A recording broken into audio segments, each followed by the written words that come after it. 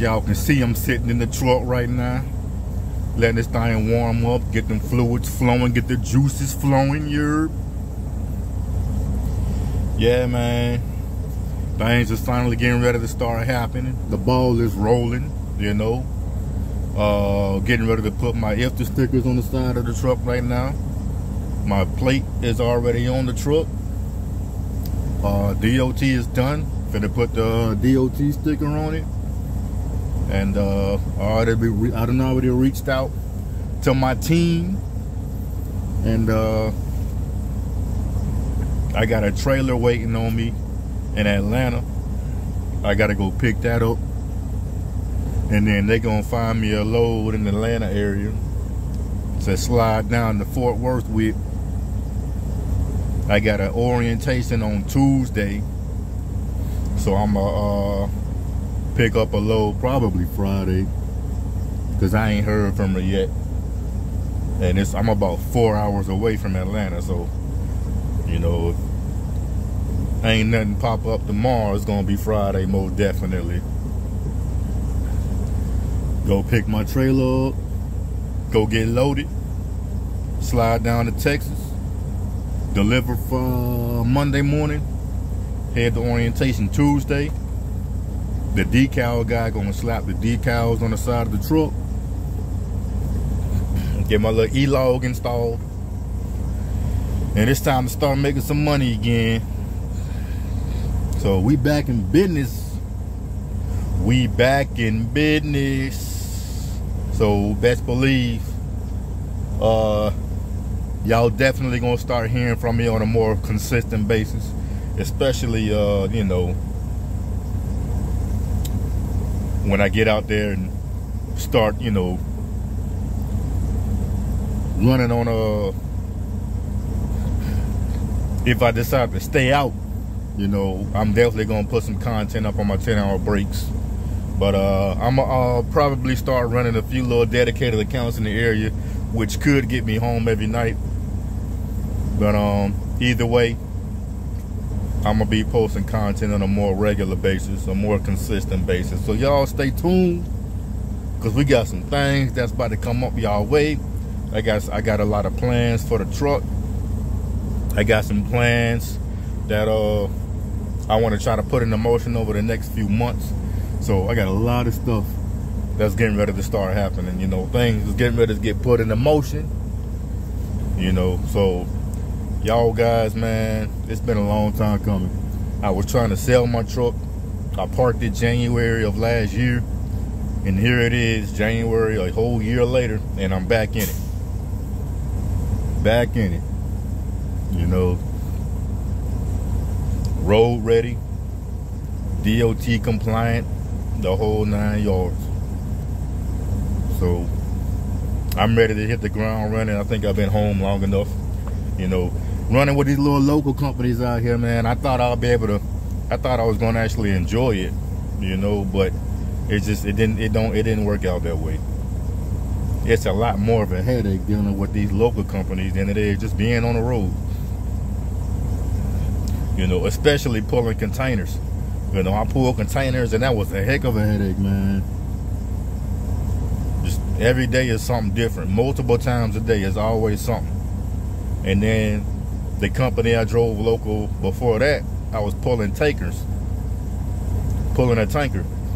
A tank. Dry boat. Pulling sand and rock. That wasn't too bad. But it was a slip seat job. And I dealt with that for as long as I could. So, you know, I think things will be a lot less stressful and frustrating, you know, going back to drive-in and literally pulling one drive-in. You know, I'm not gonna be doing no dropping hook. You know, it'll be my own van that's gonna be hooked to my truck. And it's just gonna be just like that, live load, live unload. I'm gonna work it like that, unless I get into a load that's preloaded on a trailer that this company owns already. Then, you know, I'll do a drop and hook like that. But You know, it'll be a lot less stressful just going point A to point B, bumping the dock, and you know, keep it moving. Repeat the above steps. But yeah, man, I've been sitting in the truck for a while, man, just cleaning it out, you know, getting it ready, cleaning the house out, getting it ready for use again. So I got some big plans for this thing, man. I'm feeling optimistic about it again. And I'm sure y'all see that sub back there.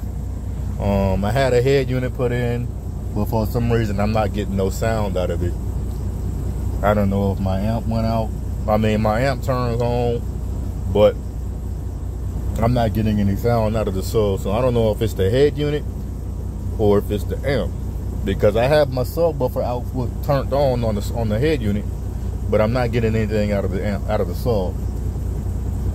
So, you know, I'm gonna end up replacing the head unit again anyway. Well, I'm gonna go get it. I'm gonna take it somewhere, and I'm gonna see if they can figure it out for me. Maybe there's something that I'm not doing, something I'm overlooking, a step that I'm skipping or whatever, to see why the amp is not putting out the signal to the sub.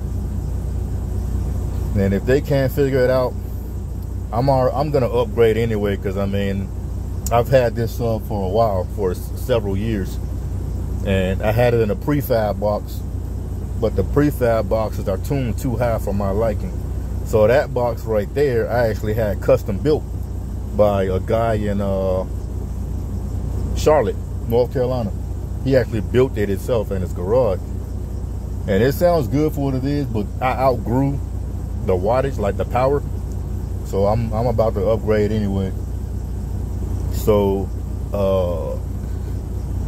if it's the sub, I mean, if it's the amp or the head unit, forget it.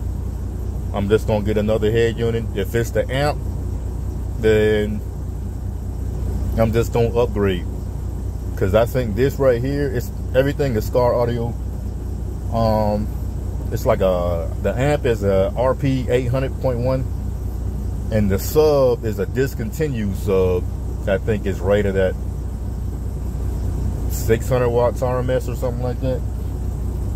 It sounded good for what it is, but I outgrew it already. So my plan is I'm going to go up to a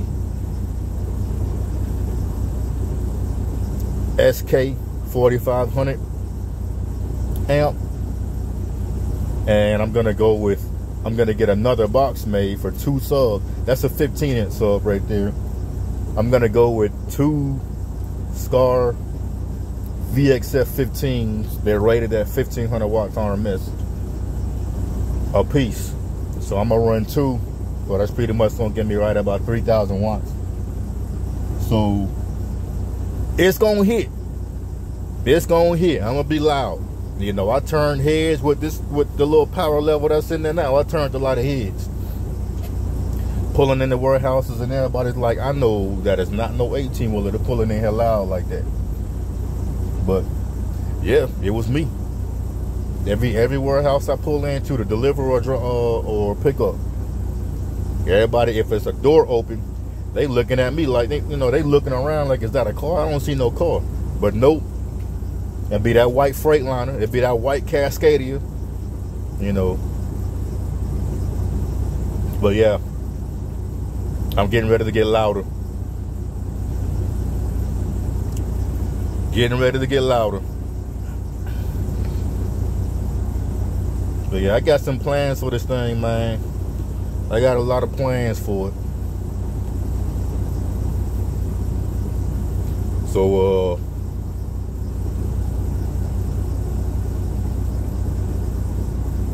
I gotta stack up my my maintenance account one more time, and then once I get my maintenance account stacked up a little bit, then I'm going to start having fun a little bit. I'm gonna do me a little chrome drop bumper, chrome drop visor, do little chrome little pieces inside the truck on the dash. I'm gonna replace the air ride seat that I'm sitting in. I mean, it needs to be reupholstered, or I'm gonna just get another seat. But I found me a truck shop right here in Savannah. They sell parts to the public. I went up there today and bought a little something.